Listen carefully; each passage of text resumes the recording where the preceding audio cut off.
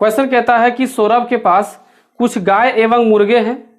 यदि कुल सिरों की संख्या 48 है और पैरों की संख्या 140 है तो इसके पास कितने मुर्गे हैं।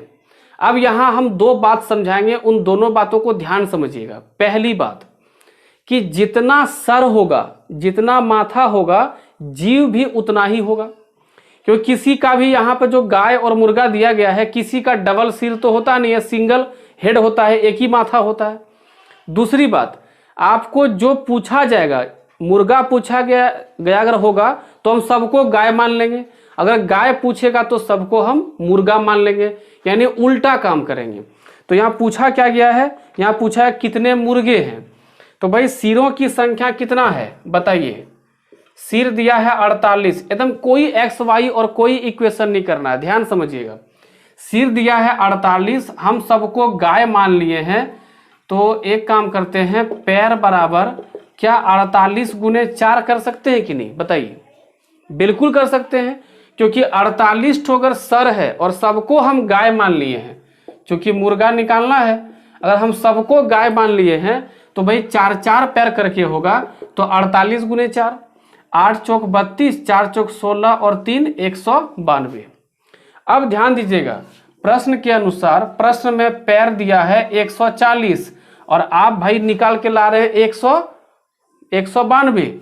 इसका मतलब कि 52 ठो पैर ज्यादा हो रहा है ना, 52 ठो पैर ज्यादा हो रहा है। और ये 52 पैर ज्यादा इसलिए हो रहा है क्योंकि जो मुर्गा था उसको भी हम गाय मान लिए हैं, तो मुर्गा का तो 2 ही टांग होता है, चिकन लेग पीस कितना होता है, 2 ठो होता है, और उसको हम 4 कर दिए हैं, तो 2 बढ़ाए हैं, तो इसको 2 से भाग कर दीजिए।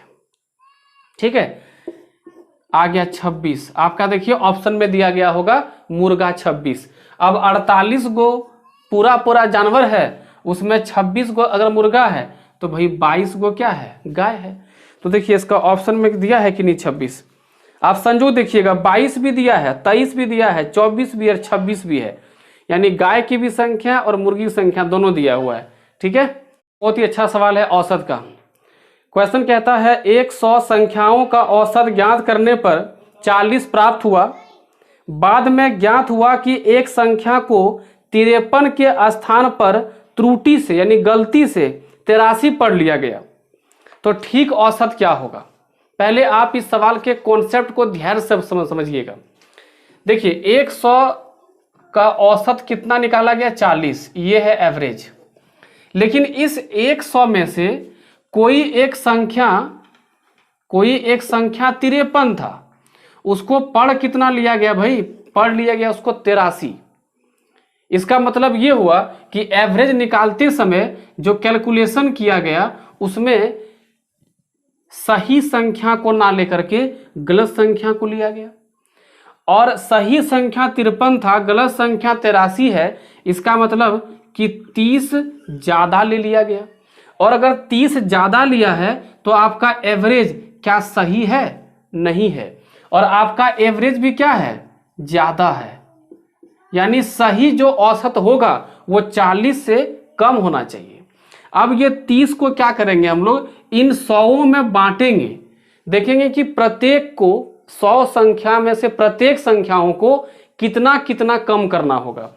तो भाई 100 को जब हम 30 से कम करेंगे, मैंने भाग देंगे, 30 को जब हम 100 से भाग देंगे तो ये आएगा 0.3। इसका मतलब ये हुआ कि एवरेज में हमको 0.3 कम करना होगा, तो ये आ जाएगा आपका 39.7। देखिए आपका ऑप्शन में दिया गया होगा 39.7, यही आपका उत्तर है। ठीक है, और अगर इस सवाल को बनाने की बात करें तो इसको 2 से 3 सेकंड में सॉल्व कर सकते हैं, आपको बताएंगे कैसे, और आपको प्रोसेस भी सिखाएंगे। ठीक है, क्वेश्चन है खुशी और जागृति की आयु का अनुपात 5:8 है। 8 वर्षों के बाद उनकी आयु का अनुपात 3:4 होगा, तो उनकी आयु का अंतर क्या होगा। अब देखते हैं कि सवाल को हम कैसे सबसे कम टाइम में सॉल्व करेंगे, वो समझिएगा। ठीक है, देखिए इसमें 2 व्यक्ति है, एक है खुशी और एक है जागृति। इन दोनों का अनुपात दिया गया है 5:8। अब कहता है कि 8 वर्षों के बाद इन दोनों का अनुपात हो जाएगा 3:4। तो पूछा गया कि इन दोनों के आयु का अंतर क्या होगा। अब आइए ऑप्शन देख लेते हैं। ये 16, ये 8, ये 6 और ये 10, ये 4 आपके सामने ऑप्शन है। अगर ये सवाल को बनाना हो कम टाइम में, देखिए क्या करना है। देखिए यहां पर तो आपको अंतर 1 दिख रहा है दोस्तों, और यहां पे अंतर कितना दिख रहा है, 3 दिख रहा है। इन दोनों गुना कीजिए, 3 गुने 1 कितना हो गया बताइए, 3। 3 से कटने वाला इनमें से, इन चारों में से एक ही संख्या है, वो है 6, और ये आपका उत्तर हो जाएगा। लेकिन अगर मान लीजिए कि 1 से अधिक मान लीजिए कटने वाला होता, तो उसका क्या प्रोसेस होता वो समझते हैं। देखिए यहां पर ध्यान रखिएगा कि 5:8 से 3:4 होने में कुल 8 वर्ष का बात है। 8 वर्ष आगे बढ़ेगा तो 5:8 से 3:4 हो जाएगा। तो भाई 8 साल जब बढ़ेगा तो खुशी भी 8 साल बढ़ेगी और जागृति भी 8 साल बढ़ेगी। तो दोनों का जो अंतर होना चाहिए वो बिल्कुल सेम होना चाहिए।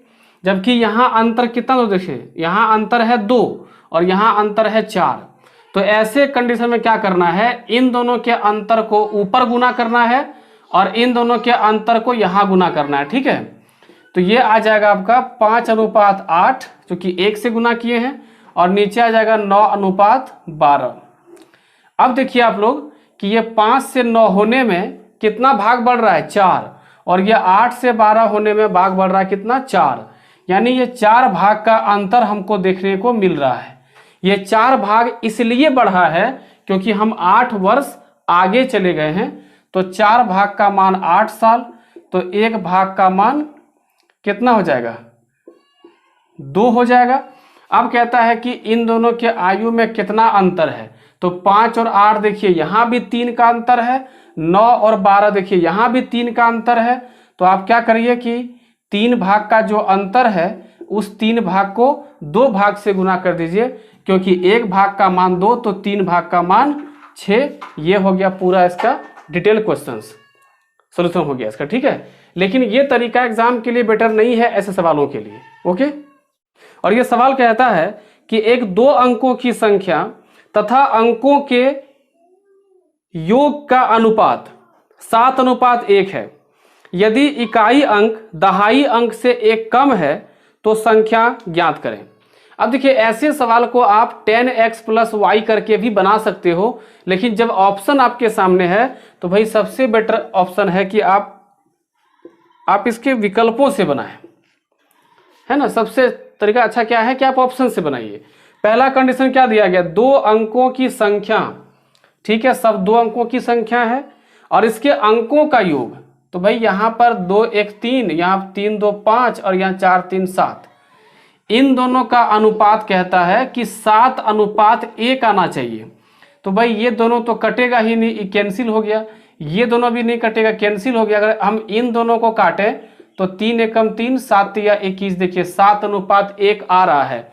और क्या बोला है कि इस इकाई का जो अंक है दहाई से 1 कम है। देखिए इकाई का अंक दहाई से 1 कम है भी, यानी ये सारे कंडीशन को फॉलो करता है। आंसर नंबर 1 हो जाएगा 21।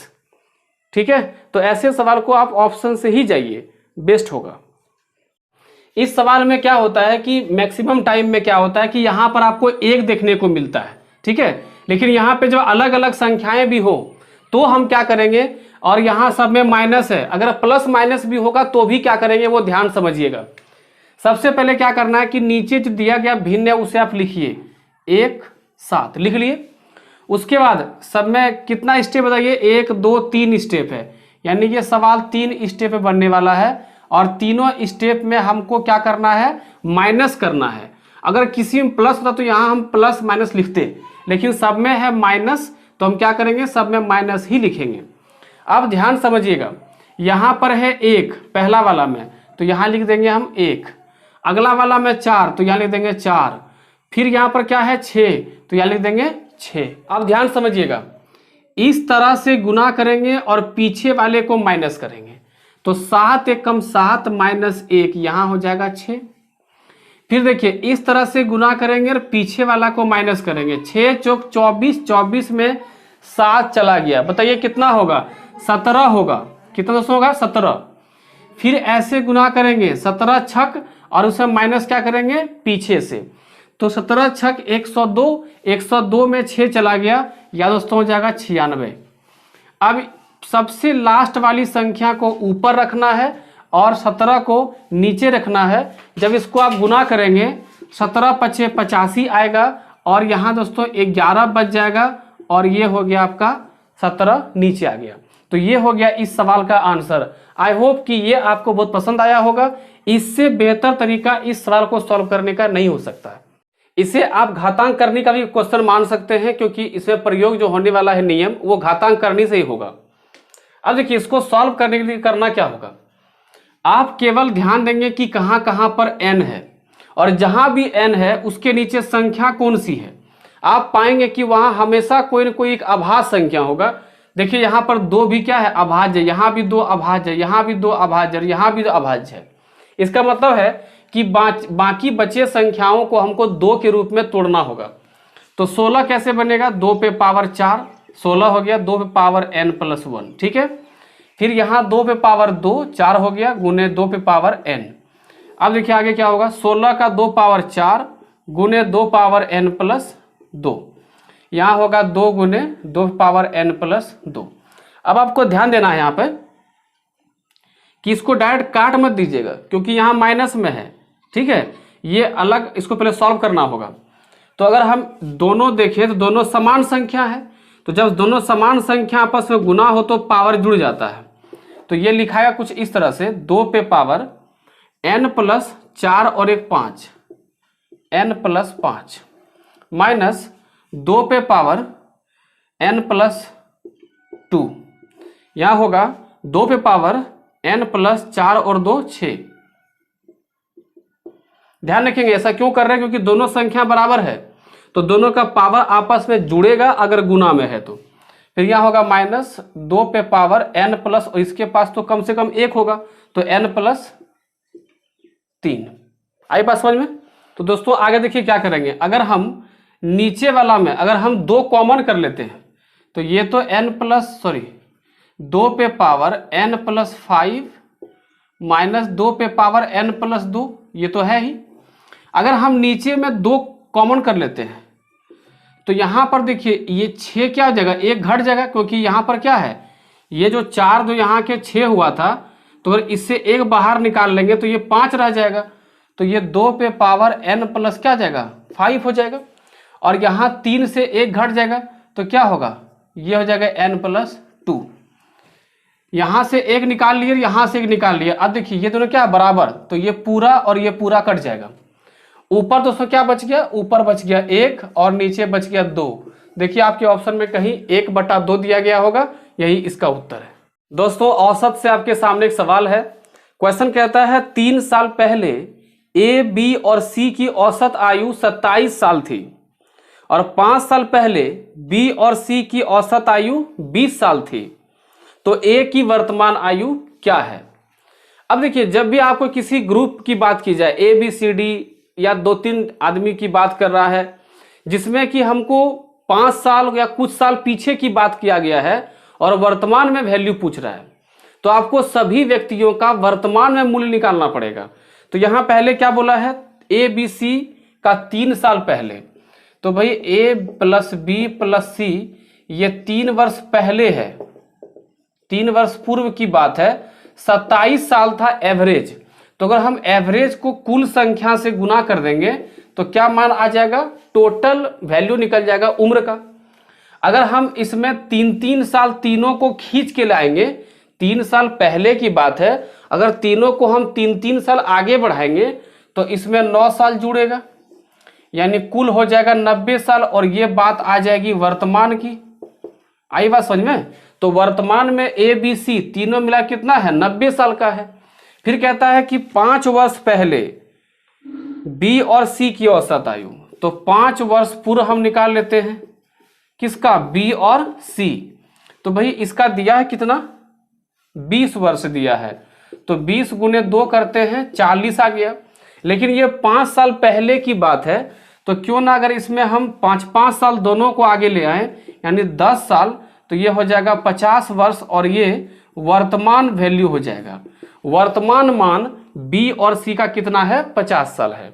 अब सोचिए वर्तमान में तीनों मिला के 90 साल और अकेला बी और सी दोनों मिला करके 50 साल।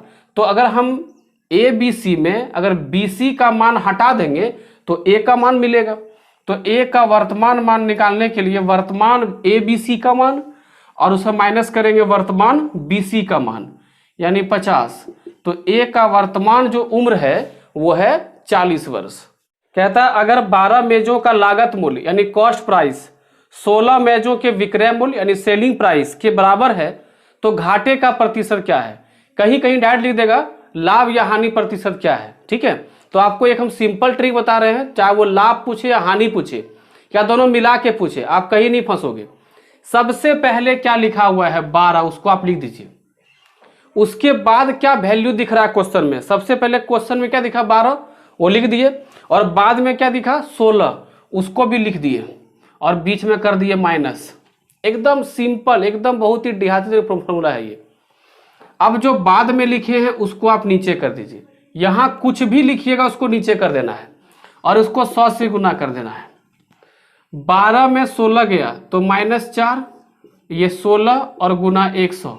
दोस्तों ये जो माइनस है ये दिखा रहा है कि सवाल में घाटा हो रहा है यानी हानि हो रहा है। ये 4 से 4 काट देंगे, ये 4 से काटेंगे 25 बार में। देखिए आपका सवाल में 25% दिया गया होगा, यही उसका उत्तर है। ठीक है दोस्तों, आपके सामने एक सवाल है फ्रैक्शन से यानी भिन्न चैप्टर से। आप देखिए अपने मेथड को कि आप कैसे सॉल्व करते हैं, और नहीं तो आप मेरे प्रोसेस को समझिए। देखिए हम कैसे इसे सेकेंडों में सॉल्व करते हैं। तो क्वेश्चन में क्या करना है कि आपको देखना है कि कितने स्टेप में क्वेश्चन है। ठीक है, तो सवाल देखिए कितने स्टेप में है।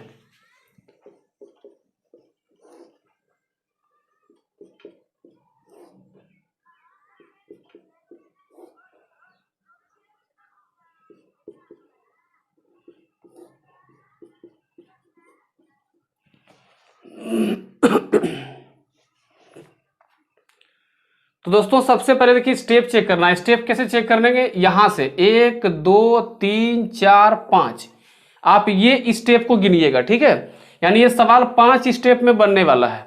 अब ट्रिक देखते हैं क्या होगा। सबसे लास्ट में जो भिन्न दिया गया होगा आप उसको पहले ऊपर वाला मान यानी अंश और फिर हर को लिख लेंगे। अब 5 स्टेप में है तो 5 स्टेप आप ऐसे मान लीजिए 2 3 4 5। अब देखिए सब में प्लस है कि किसी में माइनस भी है, सब में प्लस है तो सबके ऊपर आप प्लस लगा लीजिए ताकि आपको ये मालूम चले कि भाई हमको प्लस करना है। अब हमको इसको देखना ही नहीं है, अब हमको सवाल से कोई मतलब नहीं है। अब जोड़ेंगे हम यहां से 2 और 3 5, 5 और 3 8, 5 और 8 13, 13 और 8 21 और 13 और 21 34। अब बताइए कि ये दो संख्या को हमको देखना है ध्यान से। अब दोस्तों हम लोग यहाँ ध्यान देखेंगे सबसे लास्ट में, ये जो सबसे लास्ट में आपका मिल के आया है, ये जो 34 आया हुआ है, ये सबसे लास्ट वाला मान ऊपर जाएगा और सबसे इसके ठीक पीछे वाला ये 21 को आप नीचे रखेंगे। देखिए ये आपके ऑप्शन में कहीं न कहीं दिख रहा होगा और यही आपका उत्तर है। बहुत ही आसानी से, बहुत ही सिंपल तरीके से क्वेश्चन को आप सॉल्व कर सकते हैं। ओके दोस्तों, देखिए सवाल दिया गया है 2 पे पावर 11, इसको भाग करना है 5 से और बताना है कि शेषफल क्या आएगा यानी रिमाइंडर क्या आएगा। देखिए एक बात का ध्यान रखना है कि 5 से कोई भी संख्या तभी कट सकती है जब या तो अंत में 0 हो या तो 5 हो। ठीक है, यानी कि 5 से अगर हमको किसी भी संख्या को कटाना है तो केवल हमको ध्यान देना है कि इकाई अंक पर क्या आने वाला है यानी यूनिट डिजिट क्या होने वाला है। 2 पे पावर 11 को हम 2 पे पावर 8 गुना 2 पे पावर 3 लिख सकते हैं और इसको हमको भाग करना किससे 5 से। देखिए जब कोई भी ऐसी संख्या बराबर है गुना में है तो पावर जुड़ जाएगा, तो 8 और 3 11 ऐसे हो गया। 2 पे पावर 8 जब इसको आप सॉल्व करोगे, 2 पावर 8 को जब हम सॉल्व करेंगे तो ये एक बड़ी संख्या आएगी लेकिन जिसके अंत में 6 होगा। ये एक बड़ी संख्या आएगी लेकिन अंत में क्या होगा 6 होगा। और 2 पे पावर 3 इसका मतलब ये तो 8 हो जाएगा। अब यदि अगर इसको हम सॉल्व करेंगे तो 8 को जब हम इस संख्या से गुना करेंगे तो 8 छक 48 गुना होकर के जो भी आएगा सबसे अंत में 8 आने वाला है। आई बात समझ में? जब इस संख्या को हम गुना करेंगे तो दोस्तों कितना आएगा? अंत में 8 आने वाला है। अब जब हम 5 से भाग करेंगे तो हमको ध्यान तो केवल कहाँ देना है? इकाई अंक पे देना है। तो जब हम 8 को 5 से भाग करेंगे तो हमको शेष मिल करके आएगा 3। तो देखिए आपके ऑप्शन में दिया गया है, इस सवाल का शेष फल होगा 3। ठीक है। कहता है ए एक काम को 12 दिनों में पूरा करता है, बी की क्षमता ए से 60% अधिक है, तो बी उस काम को कितने दिन में करेगा? आप दोस्तों बस तुलना करना ऐसे सीखो कि आपका अगर कोई दोस्त है और वो आपसे ज्यादा ताकतवर है तो जिस काम को करने में आप 5 दिन लोगे वही काम करने में वो 3 दिन या फिर 2 दिन में ही करके निकल जा रहा है। आप अगर लिखने में शुरू है अपने दोस्त से तो 1 घंटा में आप 3 पेज लिख रहे हैं या 4 पेज लिख रहे हैं तो वो 10 पेज लिख के निकल चुका है। तो क्षमता जितना ज्यादा काम करने में समय उतना कम, और क्षमता जिसका जितना कम वो टाइम उतना अधिक लेगा काम करने में। तो देखिए ए और बी में तुलना किया गया है, तो आपको ध्यान रखना है कि क्षमता समय से बिल्कुल उल्टा होता है। ठीक है। तो कहता है कि भाई बी कितना है? 60% अधिक है। तो ए को मान लेते हैं 100, तो ये 60% अधिक 160 हो गया। ये यहां से कट गया, 2 से काटोगे 5, 2 से काटोगे 8। अब इसको जिगजैग कर दो, क्रॉस कर दो, तो ये हो गया 8 और ये हो गया 5। इसका मतलब ये हुआ कि ए अगर यदि 8 हिस्सा समय ले रहा है तो उसी काम को करने में बी कितना लेगा? मात्र 5 हिस्सा समय लेगा। तो यहाँ समय दिया हुआ है, ए का कितना दिया है? 12। तो 8 भाग का मान यहाँ लिख देते हैं, 8 भाग का मान 12। तो भाई 1 भाग का मान हम निकाल सकते हैं, 4 से काटेंगे 2, 4 से काटेंगे 3, 3/2 कर देंगे। तो 5 का निकालना है, तो भाई 5 भाग का हमको मान निकालना है, 3/2 गुने 5 यानी 5 या 15/2। 15/2 को आप लिखते हैं 7.5। देखिए आपके ऑप्शन में है, तो भाई ऑप्शन नंबर सी में दिया गया है 7.5 दिन। यही आपका हो जाएगा उत्तर।